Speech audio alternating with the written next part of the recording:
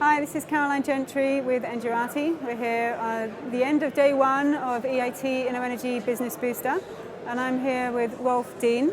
He's the Vocational Training Manager or HR at Alliander in the Netherlands, Alliander, which is the DSO.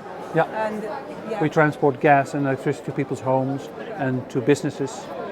So our mission is to have everybody be able to switch on the light, use electricity and heat their homes now and in the nearby future, sustainable future.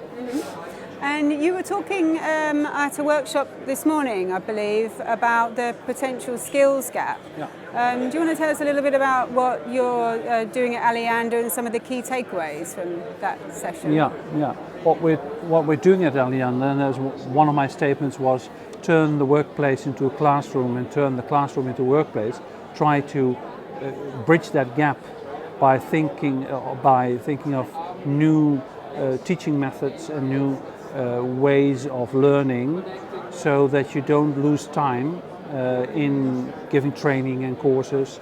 So that was, and at Alliander we have vocational training schools that are very, very close to the operation, and that also people from the operation teach in those schools. And we are trying to use all kind of IT technology like virtual reality. We've got apps developed for our mechanics to register their learnings on when they're actually doing their work. So we mix all kind of IT applications with training and teaching methodologies to bring the workplace and the classroom together. Okay. And how does that feed into the sort of wider HR strategy for recruitment? So what you see is that traditionally the HR community is populated by people from social sciences and not from technology or data sciences. Whereas we've been collecting data in HR systems for over years now, but we're not using these data for strategic personnel planning. And so I think the HR community should be upskilled to use these data. For example, when you decide, which happens very often, within a short period of time to change your business model or to change your business challenge, you need to know what to do with your people to get them there. And so you need these data about people to predict and to make really customized learning paths for people and to predict where you're going to with your workforce. So upskilling of HR people to use big data is a very important development we still have to step into. Okay, and do you have any ongoing projects for that, or are you working with any partners to sort of manipulate that data? Not any further than using learning management systems, etc. So also for Alliander that's a big challenge. Yeah. Were there any other things that you took out of this morning's session that particularly stuck out as important? Well, what was striking was that the audience was very quiet.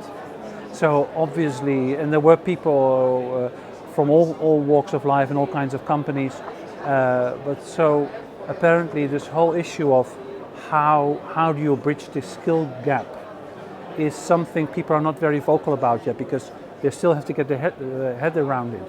It's a most people who are here are traditionally educated, so it's very difficult to think out of the box when your DNA, your teaching DNA is from a very traditional context, and the training and teaching of the future will be so different from what we used to.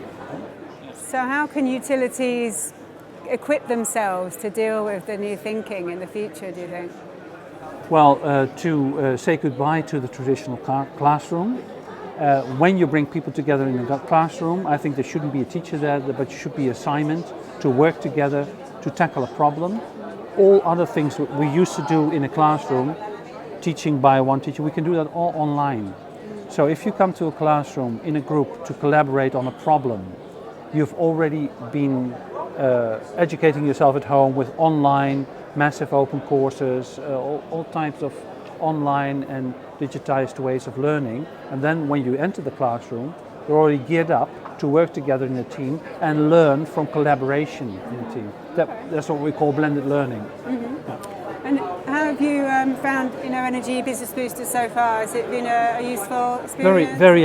To use the platitude, very energizing. And for me also, it's a huge world that opens up to you. There's so many aspects to energy innovation that you couldn't think of, So that's an eye opener. Very, very good. Yeah. Okay, great. Well, thanks for joining us today. You're welcome. Thank you. Enjoy the rest of the show. Thank you.